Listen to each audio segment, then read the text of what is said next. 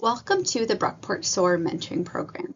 Today I'm going to walk you through the proposal for this program as I propose that it should be developed here at SUNY Brockport for our UUP professional employees under the UUP bargaining unit. I'd first like to start by just giving you an introduction about the program as it's proposed.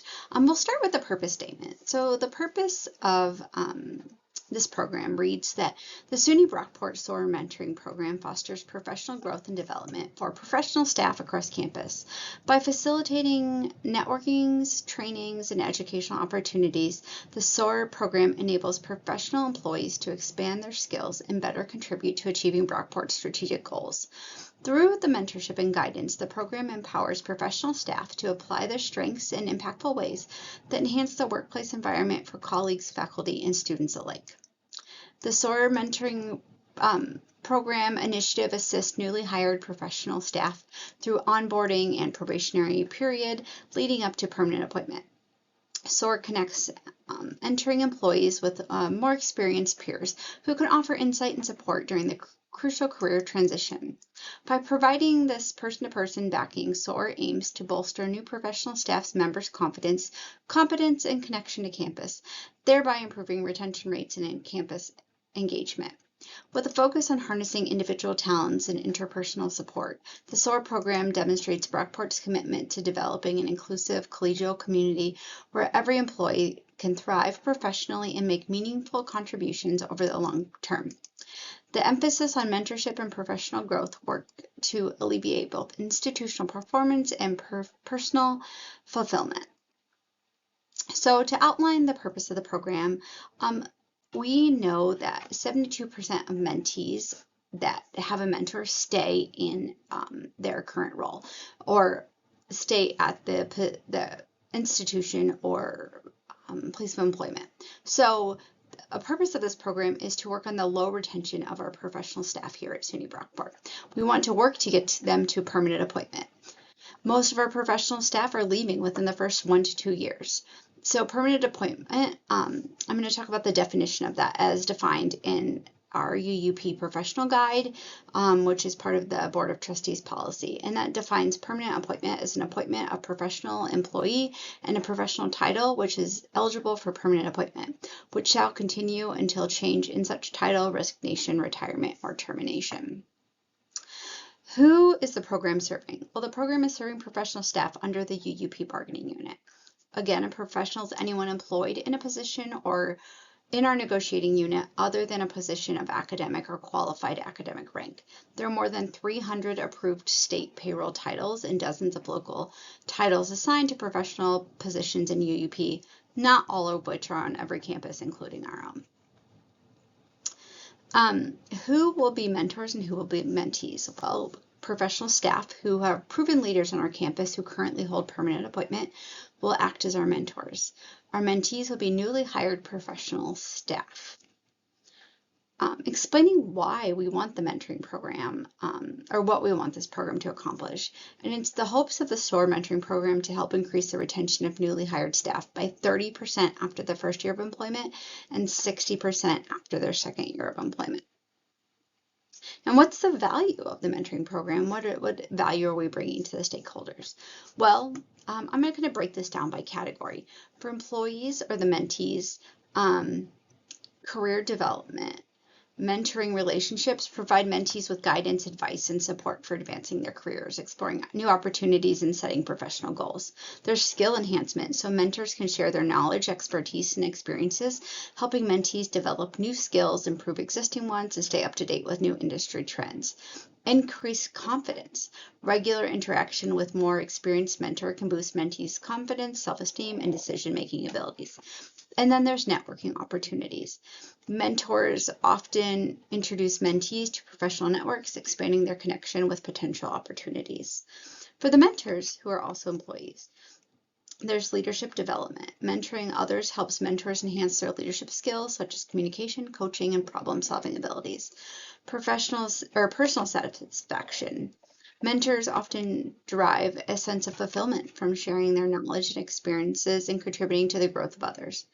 Reverse mentoring. Mentors can learn new perspectives, technologies, and approaches from their mentees, particularly when mentoring younger or more tech-savvy individuals, for example.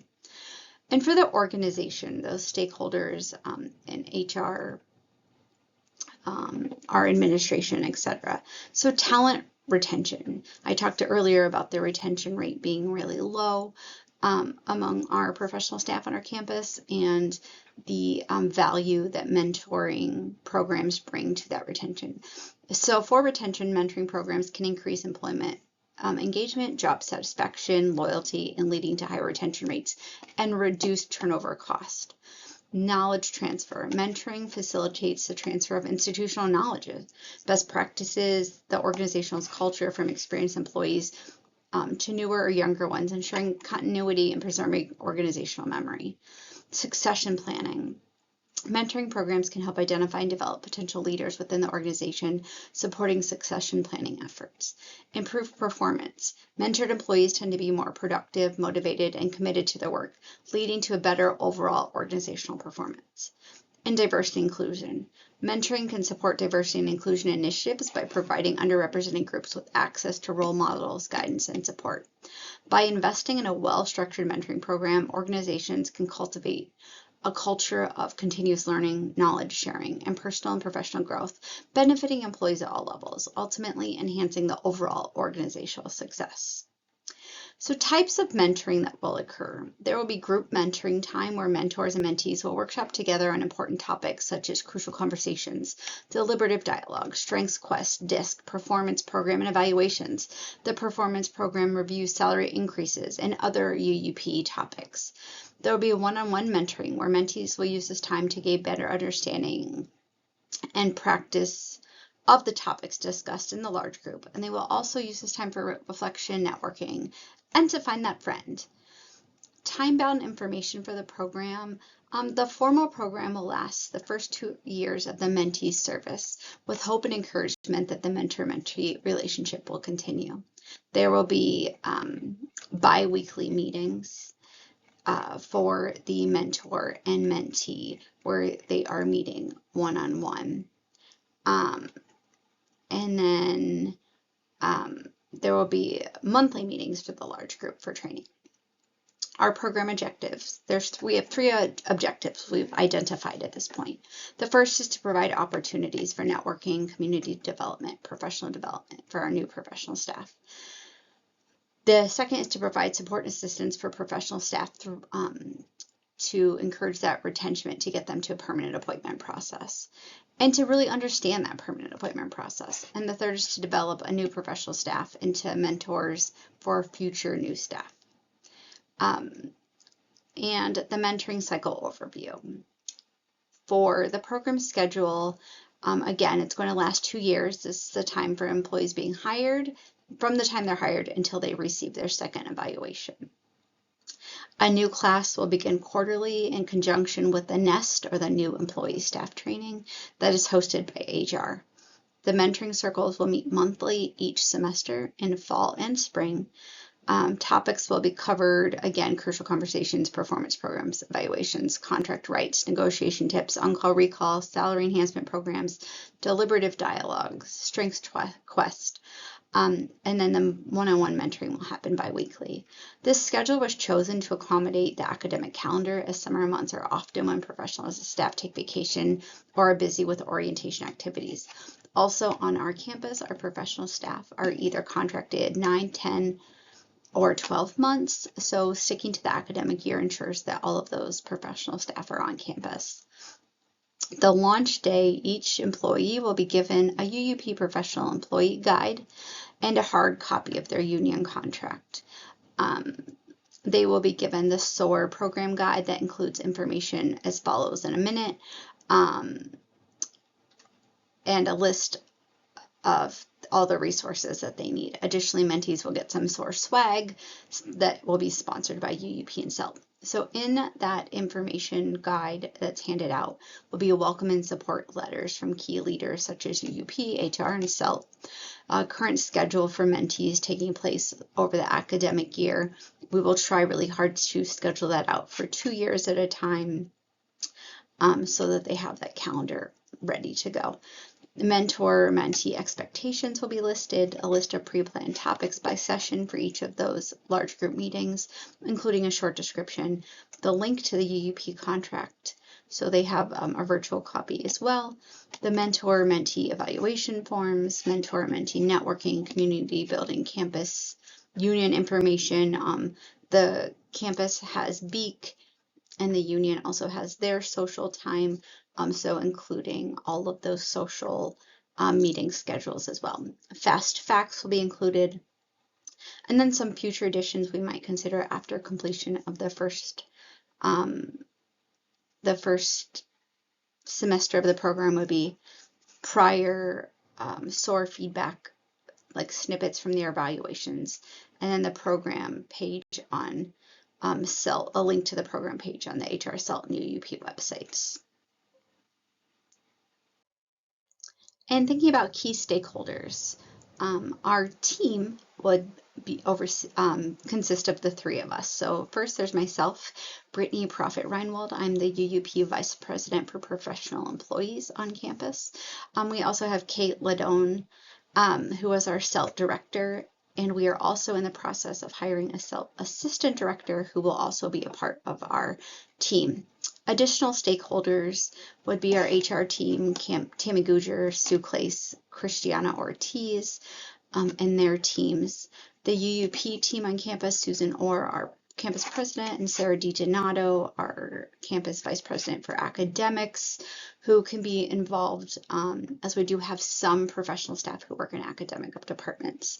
And then we also have our UUP statewide officers, Fred Cowell, who is our statewide president, and Carol Kuby, who is our statewide vice president for professionals, and Alyssa Carl, who is the statewide vice president for academics. Contract information can be found on the website guide or under quick links in the directory for each of these individuals. It's really easy to go to rockport.edu, click quick links, pull up the directory, and you can find anyone on campus. And then for the UUP statewide officers, their contact information is readily available at uupinfo.org. There will be limited cost to this program because the CELT office is already an established office. It's the Center for Excellence in Learning and Teaching. So this is an office that's already on campus for the development and growth of professional development for our faculty and staff. So CELT, and then UUP also has state funds that contractual funds given to every campus and statewide for professional development on their campus. So between these two offices, most of the costs are absorbed, or actually all of the costs are absorbed, and it's not going to cost the institution any additional money. The SOAR mentoring program falls under CELT, program, which again is funded by campus for professional development. All large group costs will be absorbed by CELT and UUP. CELT already provides all the trainings for DISCs, Strengths Quest, Crucial Conversations, Deliberative Dialogues, and they offer those monthly, and they have the materials already on hand. So they already have staff on campus who do those trainings monthly. The materials are already bought and covered through their program budget.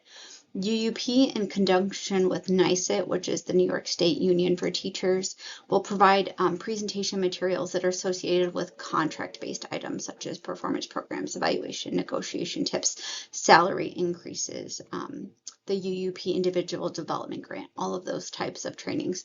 UUP and NYSET will cover the cost of those. They also have Jamie Dangler, who is their labor relations specialist, who hosts those trainings for our campus.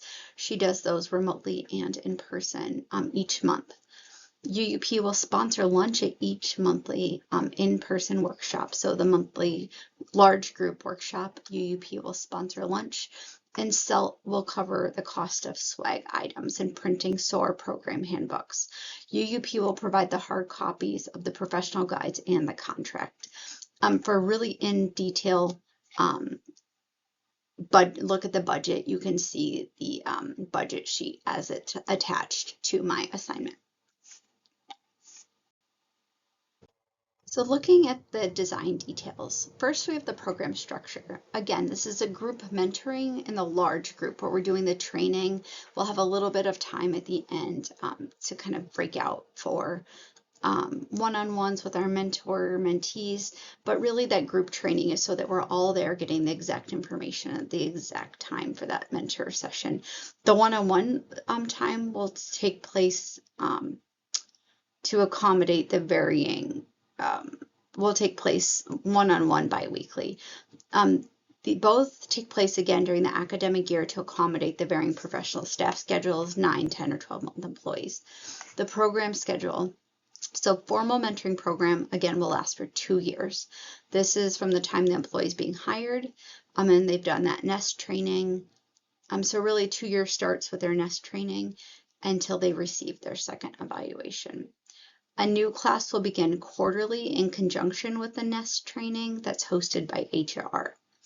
The mentoring groups will meet monthly each semester, only in the fall and spring semesters for an hour and a half. We'll probably do 11 to 12:30 or 12 to 1:30, depending on the availability of the trainers and the availability of the CELT space. Those topics included are crucial conversations, performance programs, contract rights negotiation tips. That 1.5 hour time is contractual for UUP employees. It's going to take place again, as I mentioned, in the CELT office, which is located in the middle of campus. The one-on-one mentoring will happen bi-weekly at an agreed upon location. This could be in the mentor-mentee's office. It could be going out to lunch. It could be going out for drinks afterwards.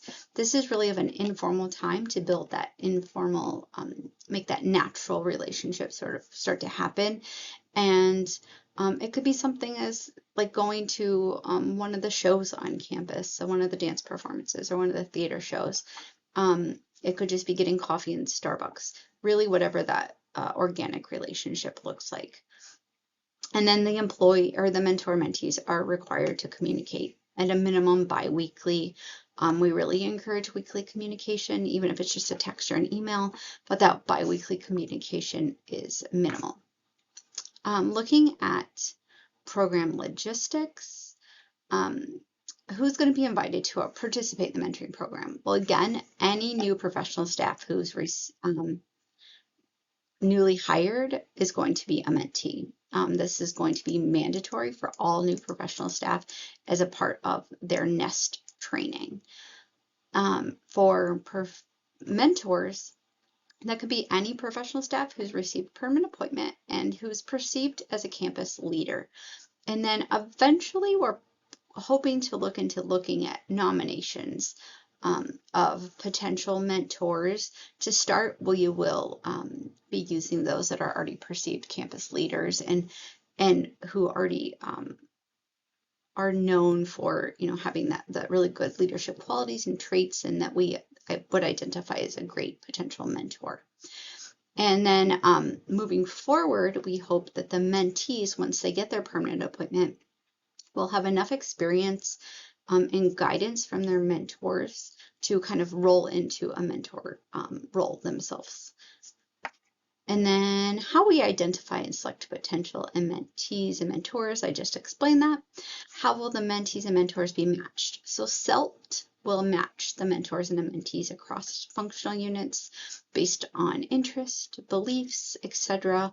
And this is all going to be determined through a questionnaire. So we'll ask questions about which functional unit they're in. We want them to be in separate departments so they can start that cross-campus networking.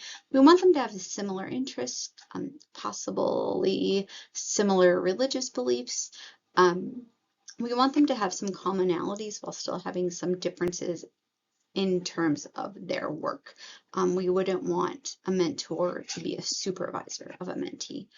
Mentees meet as a group for their group mentoring, but then one-on-one for the matched mentor. The ongoing program resources are going to be provided through UUP, NYSET, CELT, and HR. Again, UUP and NYSET already have continuing professional development. CELT is our professional development center on campus, and HR will coordinate with the two of them through our joint labor management and shared governance with the University Senate. Mentors are contractually provided for union Mentors and mentees have contractually provided time for union business.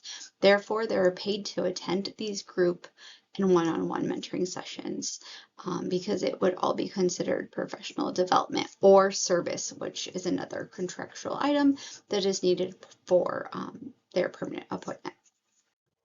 Moving towards looking at the roles and expectations. So if we're going to define the role of the mentor, the role of the mentor is to work to provide resources, networking opportunities for the mentee. The role of the mentor is to help build that retention, create an environment where the mentee wants to continue to work on campus. Often on our campus, we see that we get very siloed and very even siloed down to our own department, and it becomes sometimes really lonely. And I think that's a large part of why people leave, other than some of the toxicity that happens on campus. But again, we know that a mentee who has a mentor has over a 70% chance higher retention rate than those without. So the role of the mentor is going to be to work to retain the mentee and really provide the knowledge and expertise that they have in their experience in getting to permanent appointment, and helping the mentee navigate the politics on campus, navigate all of the contractual items that they need to know about regarding their performance program, taking on extra work, removing things from their performance program, understanding that if something is not on their performance program, if a job task or duty is not on their performance program, they cannot be evaluated on it. Understanding that they can't be evaluated without a performance program, and they can't be evaluated for a date prior to their performance program being written. So all those little integral details that are contractual, that a tenured or permanent appointment and professional staff member understand, giving them all those tips and tricks to help that employee start to understand and navigate that system. At a unionized institution, things are very, very different, and everything needs to be written down, and it's like everything sort of fits into a box, and if it doesn't fit in that box, you need to find a box to put it in, and then something needs to be removed from that box because your box can't be too full.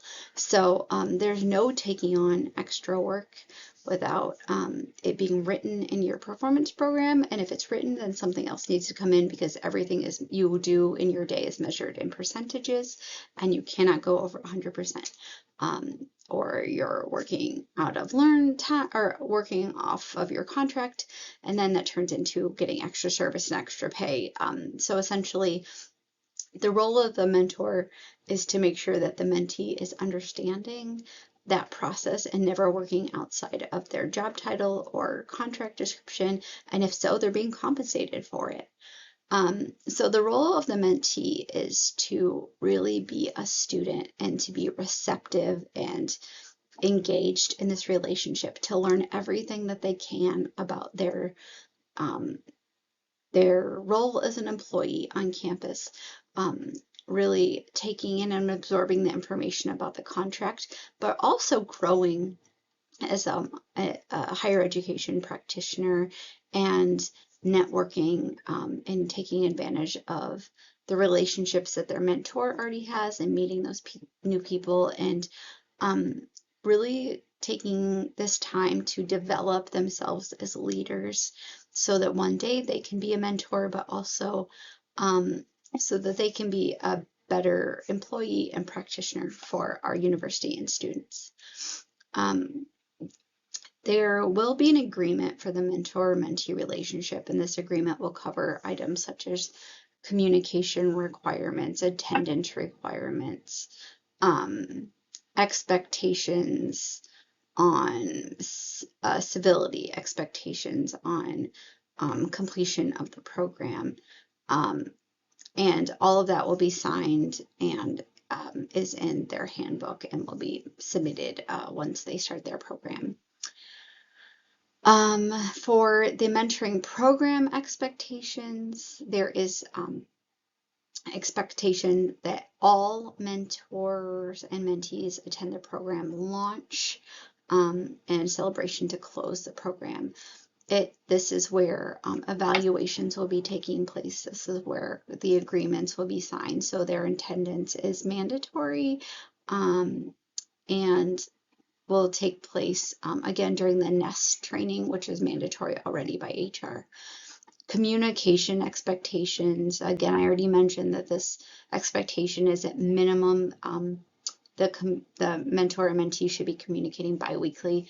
We would really like them to communicate weekly or as often as they really, even more if that's helpful, but at minimum bi-weekly for the one-on-one and monthly for the group. The program will always communicate via email and Teams. We will have a Teams page set up for the SOAR program where we can send quick messages that will automatically go in the Teams chat. We will send emails every 2 weeks prior to every group mentor session and send out a team or an Outlook calendar invite so that it automatically goes on the calendar. For that. The communication for a one-on-one will really be a preference between the mentor and mentee. Some will prefer email, some will prefer text, some will prefer phone calls. It really, again, is up to that mentor-mentee relationship on what that looks like. But in terms of the group, CELT and myself, mostly CELT, will be sending out those communications monthly. I will be dropping some things in the Teams chat. And then any other communication in terms of a digital program guide, the intro book, all of any other form or resource will all be in our Teams files for them to grab at any time as well. The initial training for mentors will take place from the UUP statewide officer. There's a training program for all contractual things. And how to navigate that system. So there will be an initial training required for the mentees from UUP statewide, and they can do that virtually. And then there's always ongoing professional development as we have new contracts every 2 to 4 years, depending on the contract cycle. And there's always changes that happen with our state legislatures and SUNY Board of Trustees and the Chancellor. So there's always continuous professional development opportunities for updates on the contractual items.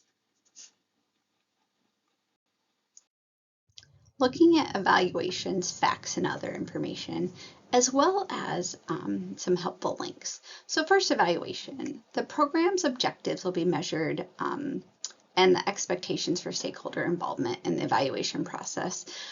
Through the measurement will happen, we will be getting data from the HR that will provide the calculated retention rates of our professional staff at the end of their first and second year, as well as data on those who receive their permanent appointment at year 7.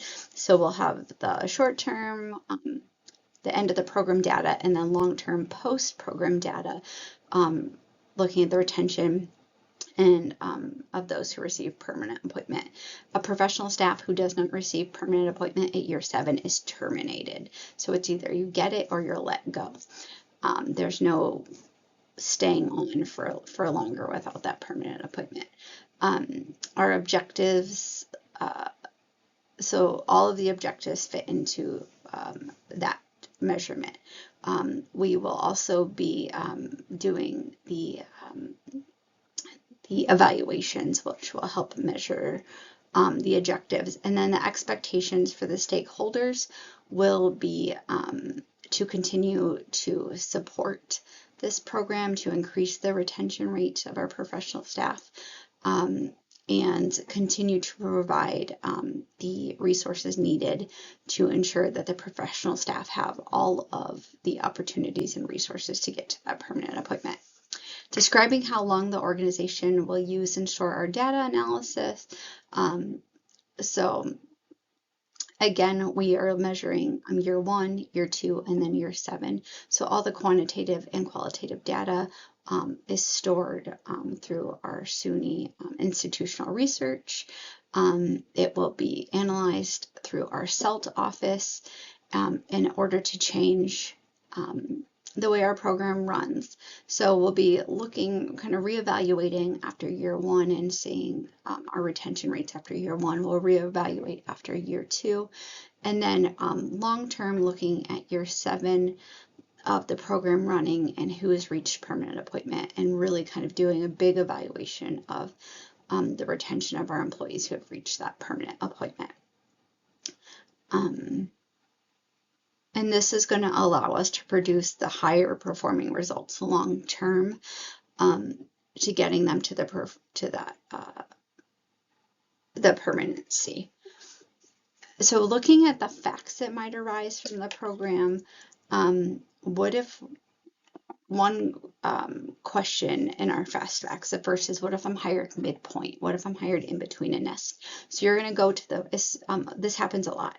Employees are hired, say in February, when we just had a nest training in January. So you'll go to the next quarterly nest training in April, and that's when you'll start your SOAR program with that cohort. What if I miss a training, a group training, at the monthly group trainings? Well, CELT offers the DISC and all of those trainings all the time, because they're not just offered for our SOAR program employees, are also offered for our students and for our faculty. So you can take that course and get caught up. The UUP trainings are offered monthly statewide virtually, so you can get caught up with that workshop that way as well. You're just gonna, if you miss a training, you're retaking it on your own. And what if there's a conflict with a mentor or mentee relationship? Then we will make sure that the mentor or mentee contact the SOAR program team, myself, the CELT director, or the assistant director, so that we can kind of rematch the mentor mentee. Maybe that match just isn't a good fit, and we want to make sure that we completely eliminate any conflict as soon as it arises. And then additional resources can be found in these helpful links below. There's the UUP for Professional Development resource links, which provides all the statewide professional development opportunities. The Joint Labor Management resources really talks about the funding and different grant opportunities for those professional development resources. The Brockport Human Resource page has all the links and information for performance program evaluation, local campus policies, etc. And then the Brockport CELT website has the links to especially the program calendar if you were to miss a workshop, and links to all of their professional development opportunities as well.